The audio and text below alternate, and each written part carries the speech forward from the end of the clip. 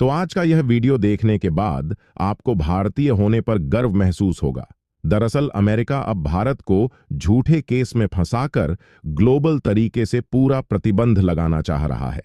America ऐसा इसलिए कर रहा है क्योंकि भारत अमेरिका के तरफ से बनाए हुए प्रेशर को मानने से साफ साफ इनकार कर दिया है और साफ तरीके से कह दिया है कि भारत के प्रधानमंत्री अब रूस जाने वाले हैं और वह किसी भी कीमत पर अमेरिका के रोकाव में नहीं आने वाले हैं। अभी आप सोच रहे होंगे कि आखिरकार अमेरिका भारत को ऐसी कौन सी झूठे केस में फंसाकर उस पर अपनी मर्जी चलाना चाहता है।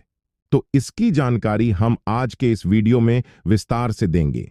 आज हम आपको जियोपॉलिटिक्स की एक ऐसी खबर से रिलेट कराएंगे जिसे सुनने के बाद आपको यह यकीन हो जाएगा कि इंडिया ने निश्चित ही कुछ ऐसा कर दिया है जिसके चलते अमेरिका परेशान हो गया है और भारत को झूठे केस में फंसाकर उसे अंतर्राष्ट्रीय कोर्ट में घसीटना चाह रहा है।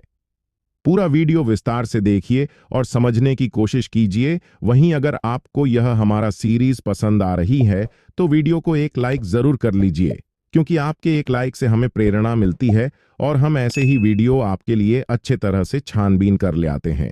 दरअसल अमेरिका में रह रहा एक खालिस्तान सेपरेटिस्ट है जिसका नाम गुरु पवन सिंह पन्नू बताया जा रहा है, जो आए दिन धमकाते रहता है कि भारत से खालिस्तानियों को निकाल फेंकेंगे। उसी को लेकर यह सारा विवाद हुआ है।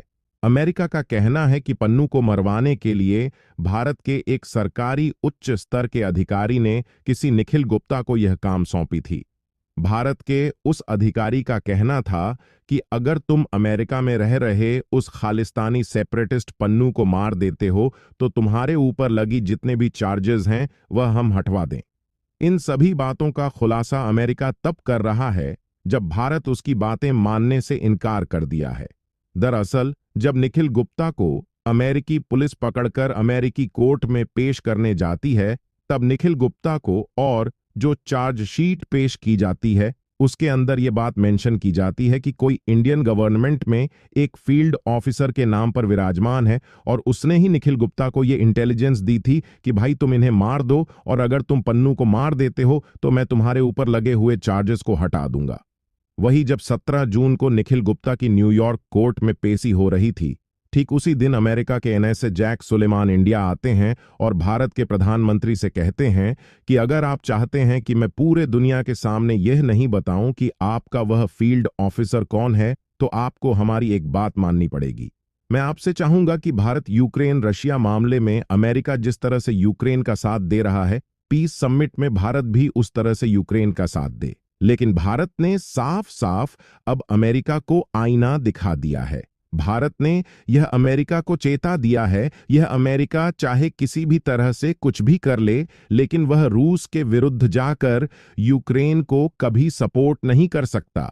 वहीं भारत ने अमेरिका को यह पहली बार नहीं लताड़ा है, बल्कि इससे पहले भी ताजा उदाहरण मैं आपको दूं तो रशिया यूक्रेन को लेकर के जो कॉन्फ्लिक्ट चल रहे थे उस पर यूक्रेन ने अमेरिका से कहा कि हमारे लिए शांति समझौता करवाइए, और उस शांति समझौते में यूक्रेन ने पूरी दुनिया को भी इकट्ठा कर लिया था और भारत जाकर के वहां पर कह दिया कि जब तक रशिया को टेबल पर नहीं बिठाओगे तब तक हम अपनी तरफ से आपके साथ नहीं आएंगे।